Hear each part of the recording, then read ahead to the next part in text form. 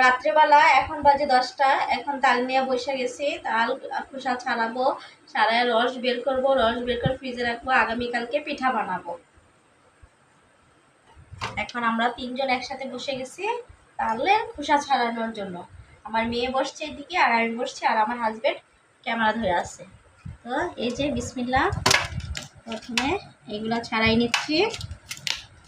সবচেয়ে তালের পিঠা খাওয়া সবচেয়ে বেশি কষ্ট আমার কাছে যেটা মনে হয়, কারণ হলো তালের পিঠা তোমার রস বের করতে হয় অনেক কষ্ট করে, তারপর অনেক আইটেম লাগে দিতে, কলা লাগে, অনেক কিছু লাগে।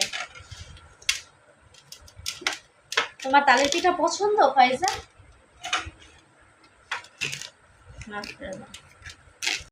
আপনাদের ভাইয়াও বসে গেছে তালের খোসা ছাড়ানোর জন্য, আর ফাইজামনি এখানে বসে বসে দেখতেছে। বাবু বাবু তালের গ্রান আছে? আছে।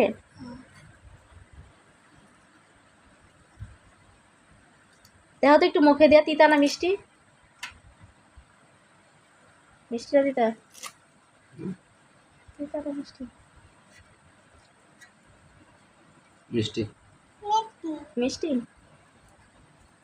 যাক, এখন তালের রস ছাড়াচ্ছি দাব দিয়া। হ্যাঁ, অনেক তাড়াতাড়ি করে ফেলতেছ। ফাইজামনি বলে তোমার মুখে ময়লা, আর এই যে আমি বসে আছি একা।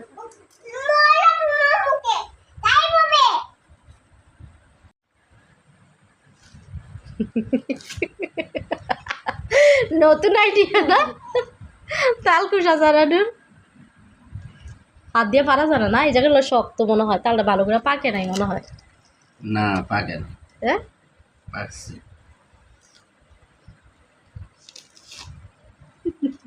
এই যে কত সুন্দর করে করে ফেলছে, দাঁত দিয়েই করে ফেলছে, আর ছুরির কাজ লাগে নাই, অনেক সুন্দর হয়েছে। এই খোসা ছাড়ানো শেষ, এখন 4 ভাগ করে ফেলতেছে। কয়টা বিচি হয়েছে দেখি? 4 ভাগ না 3 ভাগ। 3 ভাগ। অনেক সময় তো 4টা বিচি হয় না? না 3 ভাগ।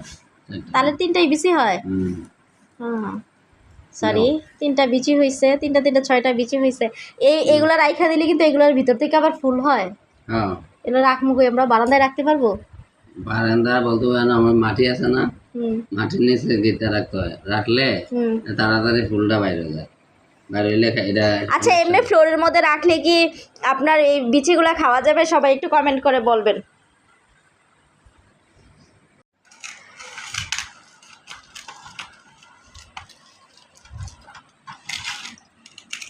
এখান থেকে পানি দিচ্ছ না? একটু একটু পানি দিয়া তারপর ভালোভাবে কষলায় নিতে হয়, কষলানোর পর পরে রস বের হবে, তাই না? বলতেছে ওয়াও, ভাইজা তো দেখে না এই ফার্স্ট। জানো না তো, তুমি দিও না, তুমি দিও না বাবা। যত বের মানে এইভাবে কষলাবেন তত রস বের হবে। তারপর এইরকম একটা জালি নিবেন, জালি নিয়ে তারপর নিচে একটা পাতিল দিয়ে তারপর ঘষা দিবেন, দেখবেন নিচে অনেকটা রস বের হয়ে আসবে, তাই না? হ্যাঁ, এই যে দেখেন আপনাদের ভাইয়া কিভাবে বের করতেছে রস। অনেক কষ্ট তালের রস খাওয়া। তো এইভাবে একটু একটু করে আমরা সবগুলো রস বের করে নিব তালের।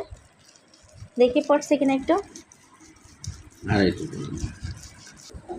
এই যে দেখেন কত সুন্দর করে তালের রস একটু একটু করে পড়তেছে, অনেক সুন্দর করে তালের রস পড়তেছে। তো এইভাবে করলে অনেক সুন্দর হয় আর কি রসটা বের হইতে। দেখি একটু দেখাও। এই যে দেখছেন, এই যে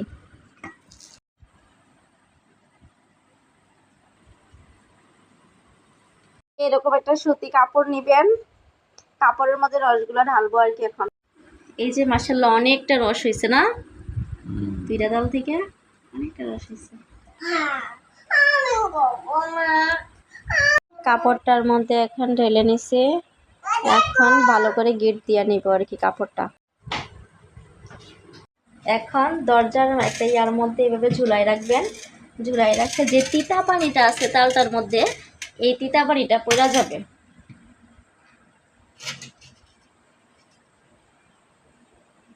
একটু একটু করে এই যে দেখেন তিতা পানি কীভাবে পড়তেছে, এই যে অনেকটা বেড়ে গেছে, এই যে একটু একটু করে পড়তেই আছে।